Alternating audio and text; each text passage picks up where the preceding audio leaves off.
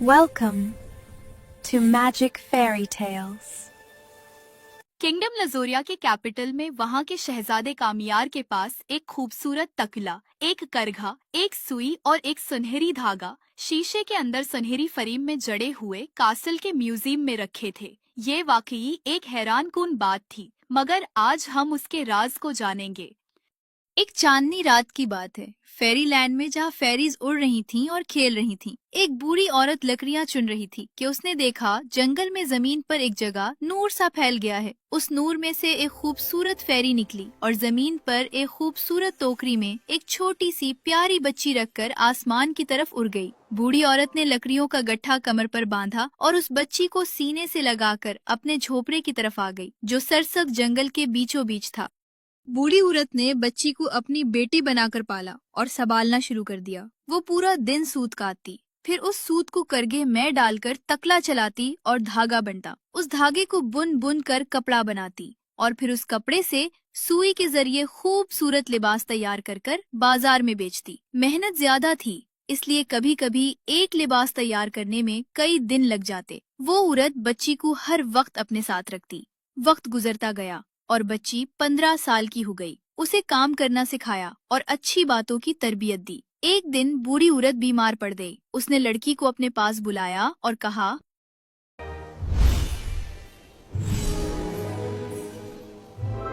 जिंदगी का कोई भरोसा नहीं है। ये सुई, तकला, करघा और धागा तुम्हारी विरासत है। मैं ये छोटा सा घर तुम्हें तोहफे में दे रही हूँ। ये तुम्हें बारिश, गर्मी और सर्दी से बचाएगा। आप ऐसा क्यों कह रही हैं? मैं आपके बगैर क्या करूंगी? मेरी बीमारी संगीन है।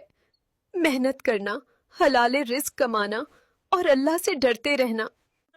ये कहकर उसने आंखें बंद कर ली। जब औरत को दफन किया गया तो लड़की रोते हुए जनाजे के पीछे गई और आखिरी एहतराम अदा किया। अब वो लड़की उस छोटे से घर में बिल्कुल अकेली रहने लगी, मगर वो बहुत मेहनती थी। वो सोत काटती, कपड़ा बुनती और सिलाई करती। नेक बूढ़ी औरत की दुआ उसके हर काम में शामिल थी। यूं लगता था जैसे कमरे में रखे रेशे खुद ही बढ़ जाते हों। जब भी वो कपड़ा, कालीन या कमीज तैयार करती, फौरन खरीदार मिल जाता जो अच्छे पैसे देता। इस तरह वो कभी मोहताज न हुई, बल्कि उसके पास इतना होता कि वो दूसरों की भी मदद कर सकती थी। इन्हीं दिनों में बादशाह का बेटा मुल्क भर में सफर कर रहा था ताकि अपने लिए दुल्हन तलाश कर सके। वो ना किसी गरीब लड़की से शादी करना चाहता था और ना ही किसी बहुत अमीर लड़की से। उसने कहा, मैं उसी लड़की से शादी करूंगा जो ना ज्यादा अमीर हो और ना ज्यादा गरीब, बस दिल से सच्ची हो।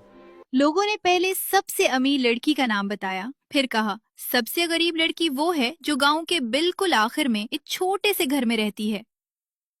अमीर लड़की अपने घर के दरवाजे पर बड़े शान और शौकत से बैठी थी। जब शहजादा उसके करीब आया तो वो खड़ी हो गई, आगे बढ़ी और अदब से झुककर सलाम किया।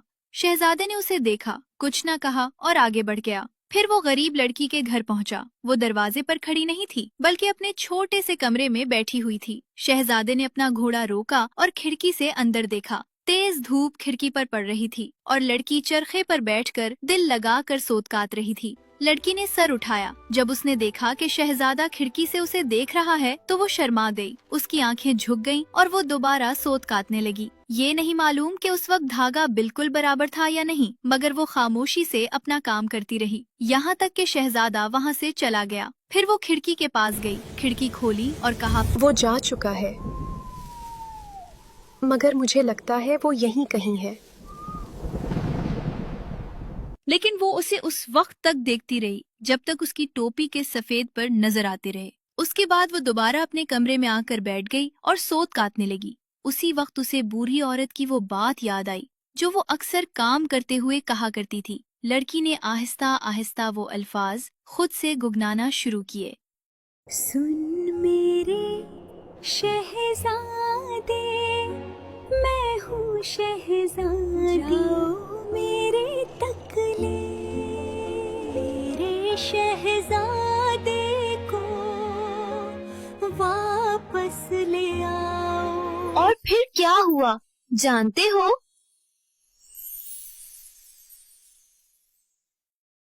अचानक तकला उसके हाथ से उछलकर बाहर दरवाजे की तरफ दौड़ गया। लड़की हैरत से खड़ी हो गई और उसके पीछे देखा तो क्या देखती है कि तकला खुशी से नाचता हुआ खुले मैदान की तरफ जा रहा है और उसके पीछे एक चमकता हुआ सुनहरी धागा बनता जा रहा है। कुछ ही देर में तकला उसकी नजरों से ओझल हो गया। अब चूंकि उसके पास तकला नहीं रहा था, लड़की ने करघा उठाया, खड्डी पर बैठी और कपड़ा बुनने लगी। दूसरी तरफ तकला चलता ही जा रहा था और जैसे ही सुनहरी धागा खत्म हुआ वो सीधा शहजादे तक जा पहुंचा। शहजादा हैरान होकर बोला, ये कैसा तकला है और ये मेरे करीब क्यों आ रहा है?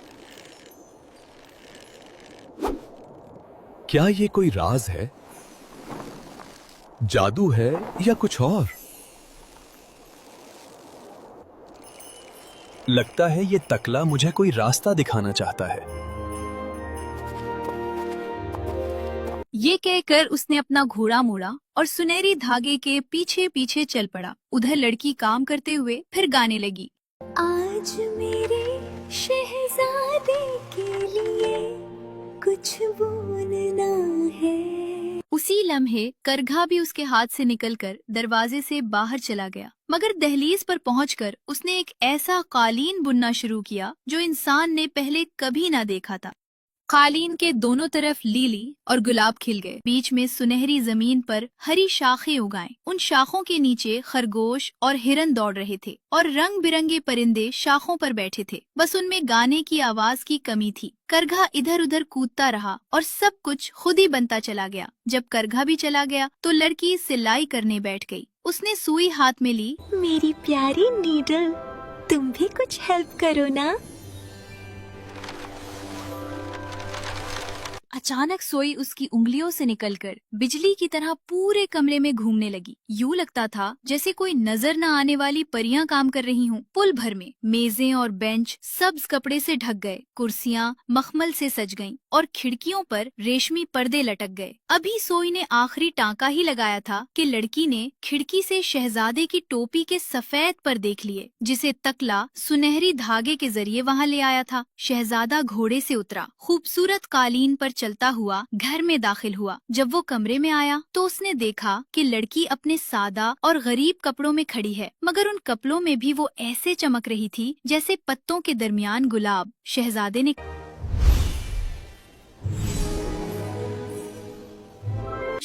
ने कहा, तुम सबसे ज्यादा गरीब भी हो और सबसे ज्यादा अमीर भी। आओ मेरे साथ चलो, तुम मेरी दुल्हन बनोगी। लड़की ने खामोशी से उसका हाथ थाम लिया। शहजादे ने उसे घोड़े पर बिठाया और शाही महल पहुँचे, जहाँ जश्न और धूमधाम थी। एरा ने अपने हाथों से बने 7 रंगों के लिबास पहने थे, सुर्ख, yellow, green, purple, orange, pink और ब्लैक। हर रंग जादुई और मुनफरिद लग रहा था। एरा ने कदम रखते ही डांस शुरू किया और हर हरकत से रंगों की बारिश महल में फैल गई। रेड मोहब्बत की गर्मी, येलो एंड ग्रीन खुशी, पर्पल एंड ऑरेंज जादुई तवानाई, पिंक नरमी और ब्लैक वकार जाहिर कर रहा था। शहजादा हैरान, तालियां बज रही थीं और एरा के 7 रंगीन लिबास सबसे खूबसूरत मंजर बन गए। Thanks for watching.